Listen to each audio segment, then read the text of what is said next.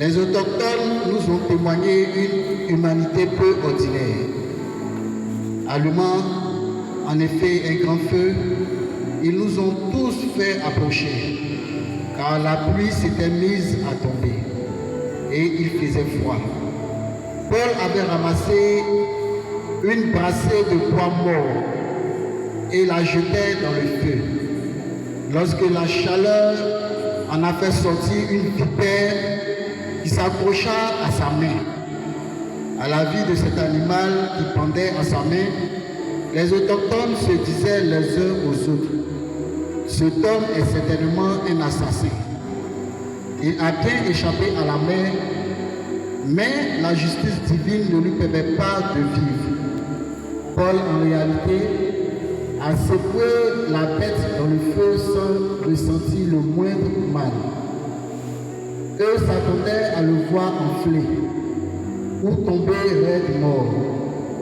Mais après une longue attente, ils ont constaté qu'il ne lui arrivait rien d'anormal. Changeant alors d'avis, il répétait: c'est un Dieu.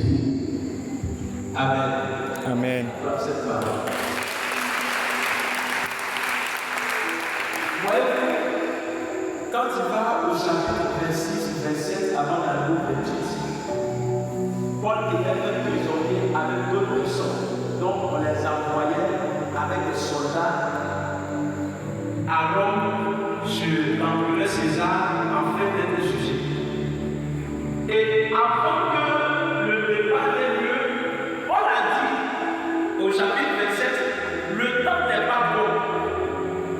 Donc laissons, quand le temps sera bon, puisqu'on va naviguer, on va passer par là, laissez le temps n'est pas bon, et puis après on va partir. Les gens ne l'ont pas écouté. Et puis bon, ils ont embarqué. C'est que Paul a dit hier, et qu'ils n'ont pas écouté, il dit Dieu dit, ce voyage-là ne sera pas bon, donc laissons, et puis après, on dit toi tu es venu parler comme ça. Donc pendant le voyage déjà, les gens avaient déjà une idée d'arrêter de Paul. Même face à les frères et sœurs, quand ils entendent la navigation, à un moment donné, une tempête se souleva. Et quand tu lis tout le chapitre 13, ça fait peur. Ils vont se débrouiller jusqu'à. Et finalement, ils vont commencer à suivre ce que Paul dit. Et ils vont aller échouer sur une île appelée Malte. Et comme ils ont pris froid, la pluie les a chiffonnés pendant des jours. Ils vont faire le feu et ils sont tous autour du feu. Paul va partir ramasser du bois. Et pendant qu'il a ramassé le bois, il y avait une vipère dedans. Il ne savait pas. Et comme la vipère, le serpent, a peur de la chaleur, c'est pourquoi une parenthèse. Dans une maison, il n'y a pas la prière. L'esprit du mal demeure là. La prière, c'est le feu. Au contact du feu, le serpent ne peut pas résister. Dès que Paul a soulevé et qu'il voulait mettre là, sur les branches qu'il a ramassées dans le feu, le serpent sentit la chaleur du feu. Et qu'est-ce qui va se passer? Il va attraper la main de Paul.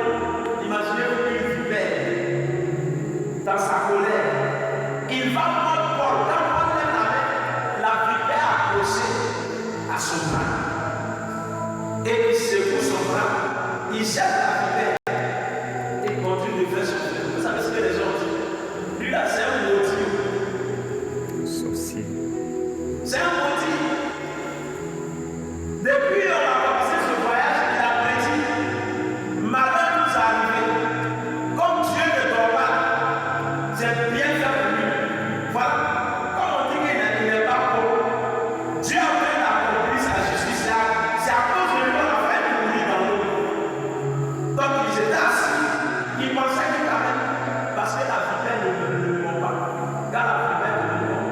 C'est la mort qui s'en suit tout de suite. C'est comme ça.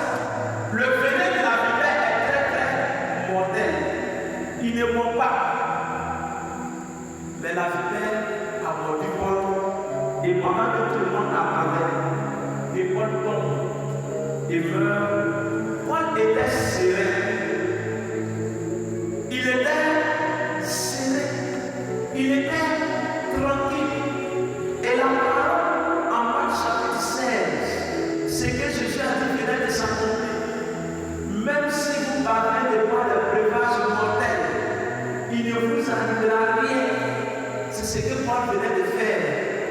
Le poison que l'animal a libéré dans ce corps n'a pas pu détruire la vie de Paul. Et les gens, ils ont entendu. Ils sont assis. Ils attendent. Le temps passe.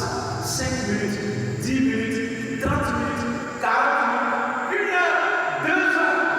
Paul, il est là. Tes ennemis, ils attendent. Ils regardent, ils constatent. Mais son affaire là, c'est bon. Cette fois-ci là, tel que c'est là, on dirait que c'est fini pour lui. C'est détruit, oh non, c'est fini. Dis à quelqu'un, ils vont attendre longtemps. Tu n'es pas avec moi ce soir, tu n'es pas connecté. Les adversaires de Paul attendaient, mais ils ne savaient pas que Paul avait une expérience avec quelqu'un qui est supérieur que le serpent. Paul a fait une expérience sur la route de Damas, où il a rencontré Jésus, où il a été infusé par la puissance du Saint-Esprit, où les anciens de l'église lui ont imposé les mains. Paul transportait quelque chose qui était plus grand que le monde, mais cela n'avait pas l'expérience de cette chose. Tu as quelque chose en toi que le monde n'a pas fait. Tu as quelque chose qui te va en toi que les gens ne voient pas. C'est pourquoi ils te regardent. Ils savent que tu es un être humain comme eux. Mais les choses qui t'arrivent, si ça arrive aux autres, ils tombent et ils meurent. Mais ce qui t'arrive, toi tu résistes, toi tu tiens. Mais on ne sait pas tout tourner la force. C'est ça que je veux dire.